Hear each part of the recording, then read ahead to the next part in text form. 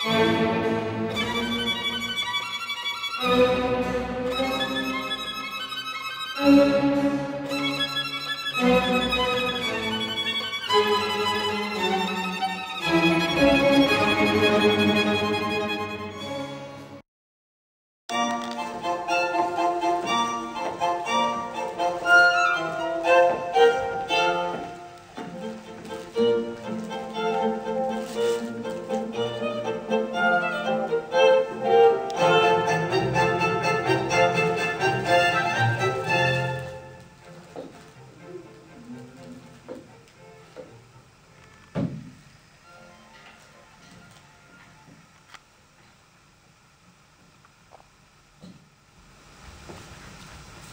Le beau nom de fille est un titre, ma sœur, dont vous voulez quitter la charmante douceur. Et de vous marier, vous osez faire fête. Ce vulgaire dessein vous peut monter en tête? Oui, ma sœur. Ah, oui, ce peut-il supporter? Et sans un mal de cœur saurait-on l'écouter? Qu'a donc le mariage en soi qui vous oblige, ma sœur? Ah, mon Dieu, fille! Comment? Ah, fille, vous dis-je. Ne concevez-vous point ce que dès qu'on l'entend, un tel mot à l'esprit offre de dégoûtant? De quelle étrange image on est par lui blessé, sur quelle sale vue il traîne la pensée? N'en frissonnez-vous point? Et pouvez-vous, ma sœur, aux suites de ce mot, résoudre votre cœur? Les suites de ce mot, quand je les envisage, me font voir un mari, des enfants, un ménage. Je ne vois rien là, si j'en puis raisonner, qui blesse la pensée ou fasse frissonner. De tels attachements, ô ciel, sont pour vous plaire.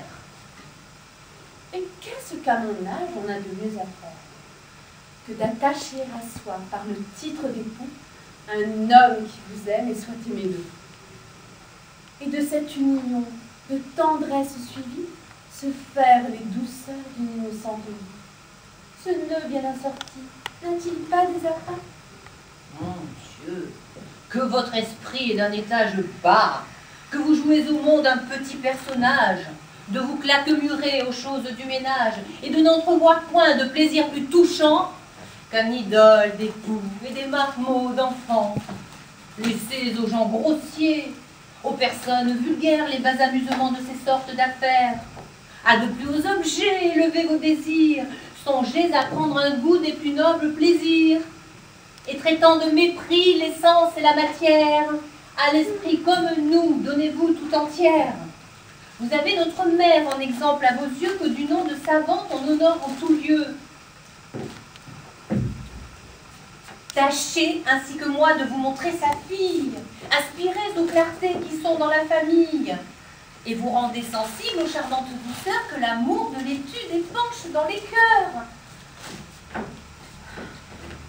Loin d'être aux lois d'un homme en esclave asservi, mariez-vous, ma sœur, à la philosophie qui nous monte au-dessus de tout le genre humain et donne à la raison l'empire au souverain, soumettant à ses lois la partie animale dont l'appétit grossier aux bêtes nous ravale.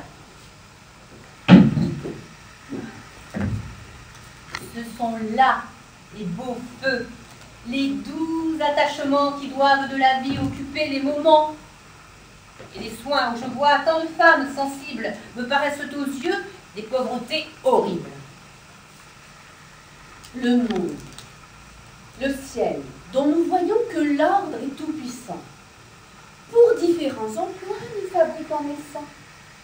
Et tout esprit n'est pas composé d'une étoffe qui se trouve taillée à faire un philosophe.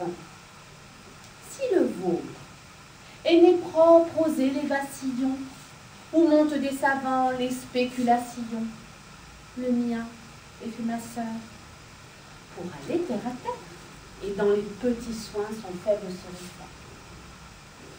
Ne troublons point du ciel les justes règlements, et de nos deux instincts suivons le mouvement. Habités par l'essor d'un grand et beau génie, les hautes régions de la philosophie, tandis que mon esprit, se tenant ici-bas, goûtera de lui-même et terrestres appâts. Ainsi dans nos desseins, l'une à l'autre contraire, Nous saurons toutes deux imiter notre mère. Force un peu plus, Annie. C'est juste là, j'entends pas moi. Ah oui, c'est parce que je pense au R, à pas les fermer donc. Oui, oui, mais pousse. Ainsi dans nos dessins, l'une à l'autre contraire, nous saurons toutes deux imiter notre mère. Vous, du côté de l'âme et des nobles désirs, moi, du côté des sens et des grossiers plaisirs.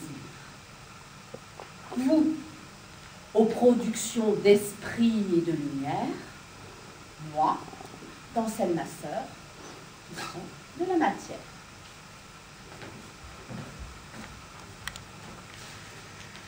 Quand sur une personne on prétend se régler, c'est par les beaux côtés qu'il lui faut ressembler. Et ce n'est point du tout la prendre pour modèle, ma sœur, que de tousser et de cracher comme elle. Bien, mais Ne regarde pas quand on souffle, hein.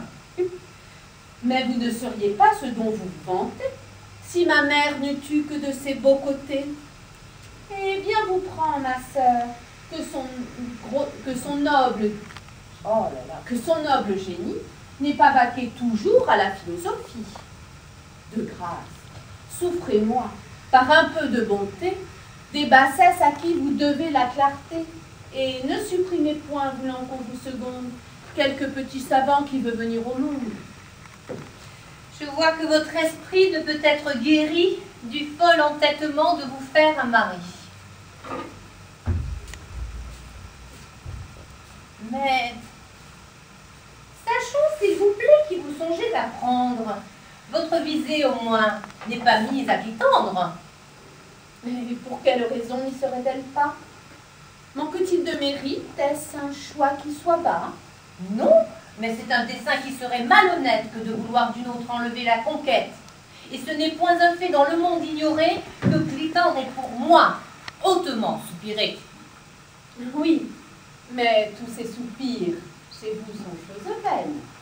Et vous ne tombez pas aux bassesses humaines. À l'humaine, votre esprit renonce pour toujours, et la philosophie a toutes vos amours. Ainsi, n'ayant au cœur nul dessein pour Clitandre, que vous importe-t-il qu'on y puisse prétendre? Cet empire que tient la raison sur les sens ne fait pas renoncer aux douceurs des encens. Et l'on peut, pour époux, refuser un mérite que pour adorateur on veut bien à sa suite. Je n'ai pas empêché qu'à vos perfections, il n'ait continué ses adorations. Et je n'ai fait que prendre, au refus de votre âme, ce qu'est venu m'offrir l'hommage de sa flamme. Mais à l'offre des vœux d'un amant dépité, trouvez-vous, je vous prie, entière sûreté? Croyez-vous pour vos yeux sa passion bien forte, et qu'en son cœur, pour moi, toute flamme soit morte? Il me le dit, ma sœur, et pour moi, je le crois.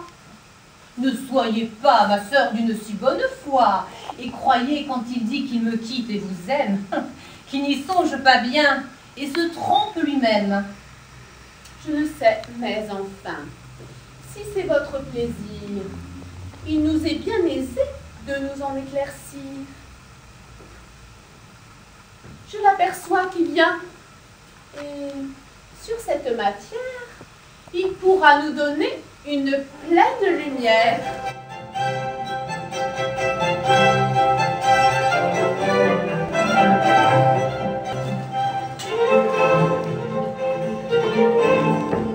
Ici de me bailler sans coup. Non, vous demeurerez. Je suis content de vous.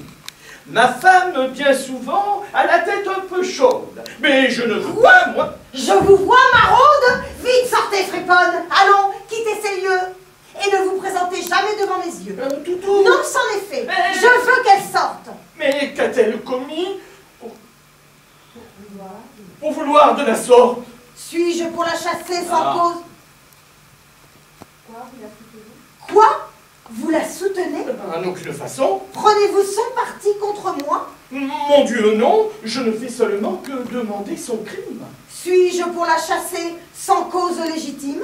Je ne dis pas cela, mais il faut de nos gens... Non, elle sortira, vous dis-je, d'océan. Eh bien, oui. Vous dites donc quelque chose là contre? Je ne veux point d'obstacle au désir que je montre. D'accord. Et vous devez, en raisonnable époux, être pour moi contre elle et prendre mon courroux. Aussi fais-je. Oui, ma femme avec raison vous chasse, coquine, et votre crime est indigne de grâce. Qu'est-ce donc que j'ai fait? Ma foi, je ne sais pas. Elle est d'humeur encore à n'en faire aucun cas. A-t-elle pour donner matière à votre haine, casser quelques miroirs ou quelques porcelaines? Voudrais-je la chasser? Et vous figurez-vous que pour si peu de choses, on se met en courroux? Qu'est-ce à dire? Quoi? L'avez-vous surprise? L'affaire L'affaire est donc considérable. considérable? Sans doute. Suis-je femme déraisonnable? Me voit-on femme déraisonnable? Est-ce qu'elle a laissé d'un esprit négligent dérober quelque aiguillère ou quelque plat d'argent? Cela ne serait rien. Oh, peste la belle! Quoi? L'avez-vous surprise à n'être pas fidèle? C'est pis que tout cela. Pis que tout cela? Pis. Comment? Diantre, friponne! A-t-elle commis? Elle a, d'une insolence à nulle autre pareille, après 30 leçons, insulté mon oreille par l'impropriété d'un mot sauvage et bas, qu'en termes décisifs condamne Vaugelas. Est-ce cela? Quoi? Malgré malgré nos remontrances, heurter le fondement de toutes les sciences, la grammaire, qui s'est régentée jusqu'au roi, et les fait la main haute obéir à ses lois. Du plus grand des forfaits, je la croyais coupable. Comment? Vous ne trouvez pas ce crime impardonnable? Si fait, Je voudrais bien que vous l'excusassiez. je n'ai garde. Il est vrai que ce sont des pitiés. Toute construction est par elle détruite. Et des lois du langage, on l'a 100 fois instruite. Tout ce que vous prêchez, et je crois bel et bon, mais je ne saurais moi parler votre jargon. Quelle impudente! Appelez jargon le langage fondé sur le bel usage et sur la raison. J'ai fondé sur la raison et sur le bel usage. Quand on se fait entendre, on parle toujours bien. Et tous vos biodictons ne servent pas de rien. Eh bien, ne voilà pas encore de son style, ne servent pas de rien. Oh, cervelle docile. Faut-il qu'avec les soins qu'on prend incessamment, on ne puisse apprendre à parler congruement de pan, puis avec rien, tu fais la récidive. Et c'est comme on t'a dit, d'une négative. Ma foi, je n'avons pas étudié comme vous. Je parle tout droit comme on parle chez nous. Ah, peut-on y tenir? Quel solécisme horrible! En voilà pour tuer une oreille sensible. Ton esprit, je l'avoue, est bien matériel. Je n'ai qu'un singulier, avant et pluriel. Veux-tu toute ta vie offenser la grammaire? Qui parle d'offenser grammaire ni grand-père. Oh ciel! Grammaire est prise à contresens par toi, et je t'ai déjà dit d'où vient ce mot. Ma foi, qu'elle vienne de Chaillot, d'Auteuil ou de Pontoise, cela ne me fait rien. Quelle âme villageoise! La grammaire du verbe et du nominatif, comme de l'adjectif, avec le substantif, nous enseigne les lois. J'ai, madame, à vous dire que je ne connais point ces gens-là. Ce sont les noms des mots, et l'on doit regarder en quoi c'est qu'il est faut faire ensemble un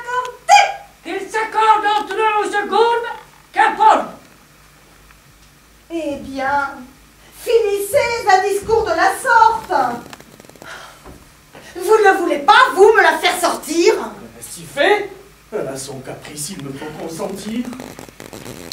Comment? Ah, pardon. Ne l'irrite point. Retire-toi, Martine. Comment? Vous avez peur d'offenser la coquine? Vous lui parlez d'un ton tout à fait obligeant. Moi? Point? Allons, sortez! Va-t'en, ma pauvre enfant. Plus fort, j'entends pas. Va-t'en, ma pauvre enfant.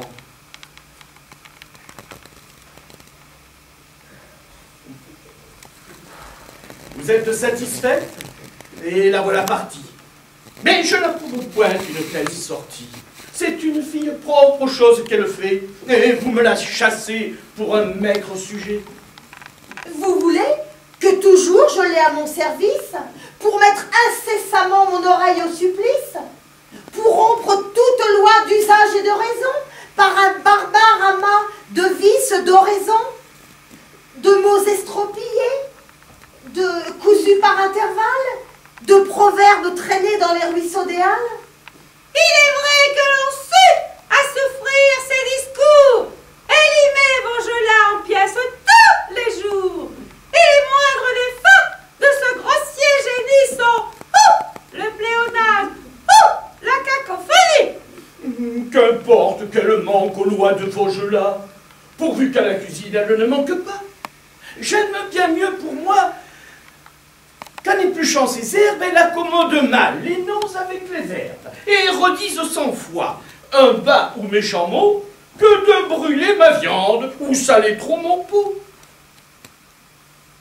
Je vis de bonne soupe, et non de beau langage. Vaugelas n'apprend point à bien faire un potage, et Malherbe et Balzac, si savants en beaux mots, en cuisine, peut-être auraient été des sots.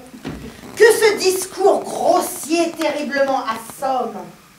Et quelle indignité pour ceux qui s'appellent hommes, d'être baissés sans cesse aux soins matériels au lieu de se hausser vers les spirituels. Le corps, cette guenille, est-il d'une importance, d'un prix à mériter seulement qu'on y pense?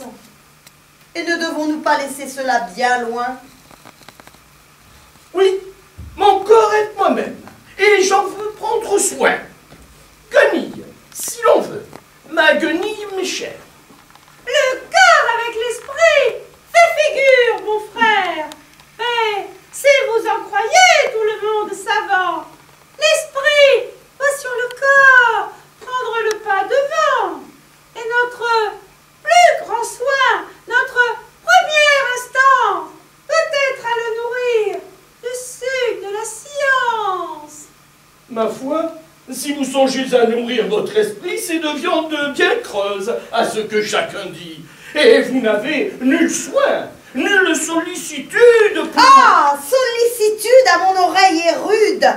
Il pue étrangement son ancienneté.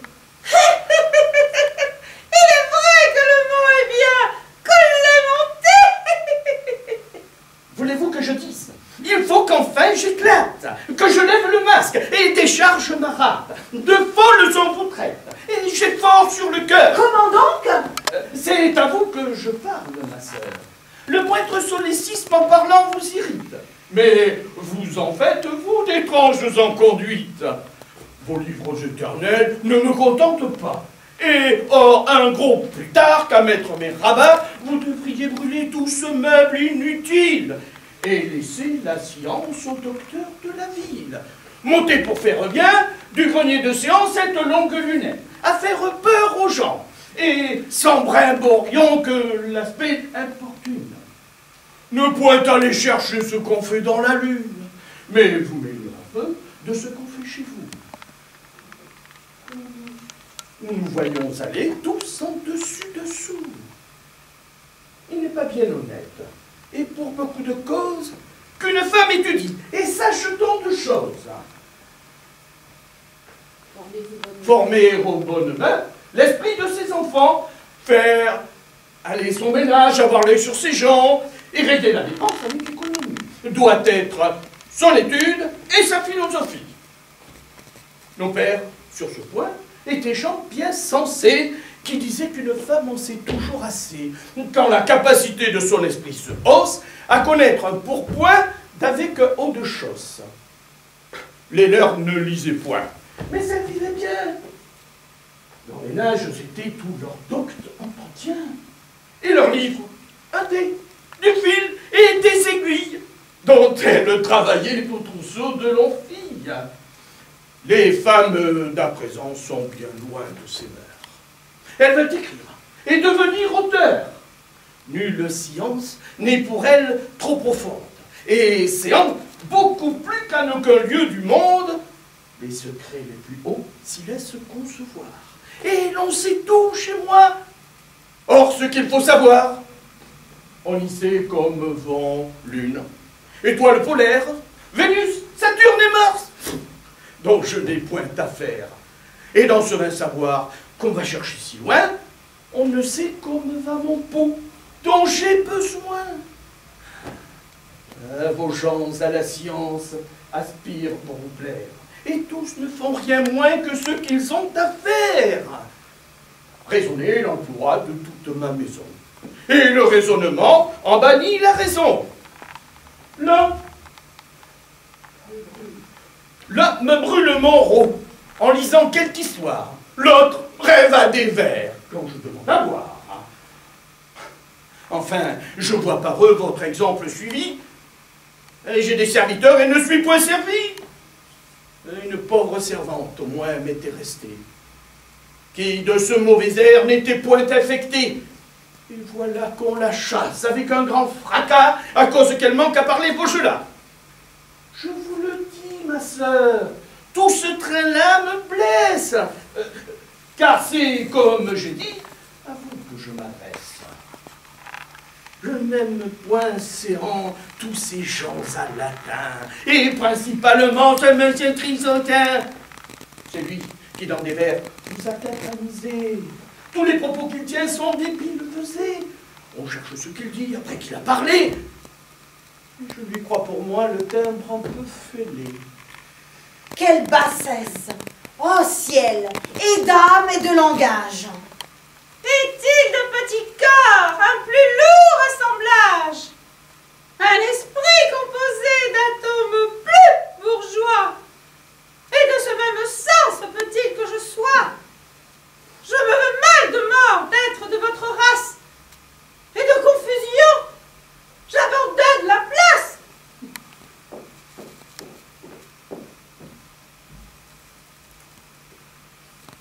Avez-vous à lâcher encore quelques traits?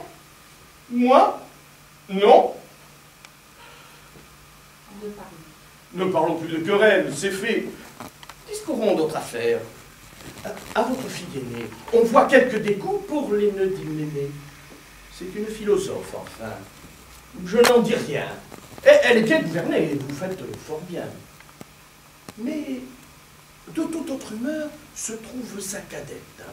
Et je crois qu'il est bon de pourvoir Henriette, de choisir un mari. C'est à quoi j'ai songé, et je veux vous ouvrir l'intention que j'ai.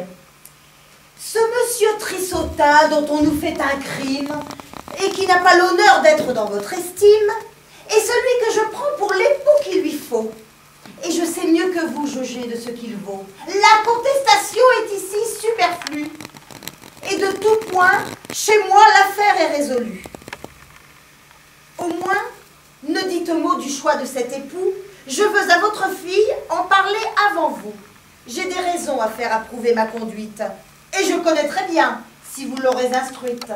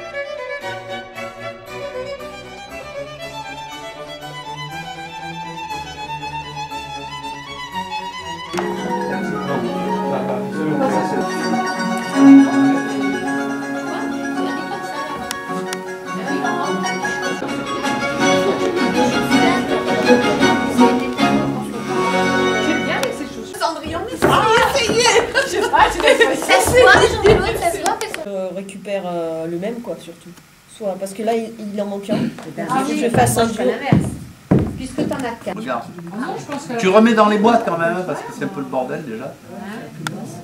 Les grassouilles. Les grassouilles.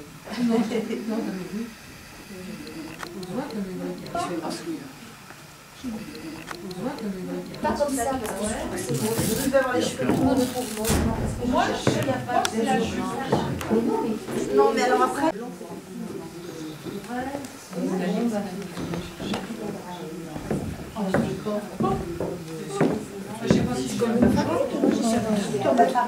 Je me tape. Il va faire un geste à engueuler. Il va faire un mélange. Dans les temps, toutes les deux. Alors, Il faut pas que... alors, je fais Parce que là, comment Oui, ça va pas. On va le trouver. sans être d'époque, c'est pas très... Pourquoi t'enlèves pas cette espèce de... Ah, tu joues Ah oui, mais tout simplement. Oui, enlève-le. Ouais, les blouses blanches, c'est sûr que ça... Ouais. Et là, qu'est-ce que tu as? C'est des chaussettes ou des collants?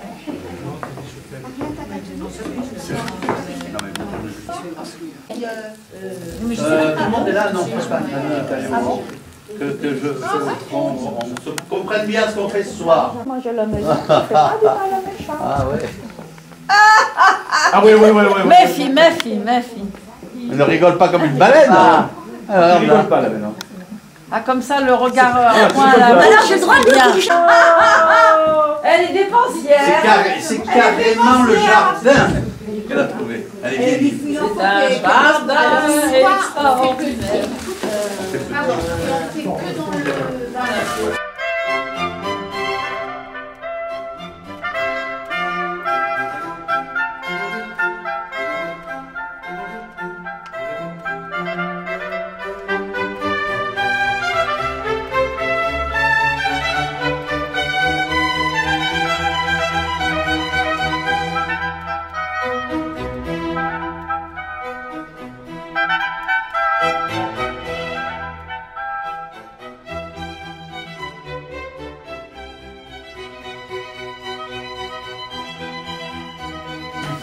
Comme ça, là, on se court. Hein. Bon, mais c'est normal.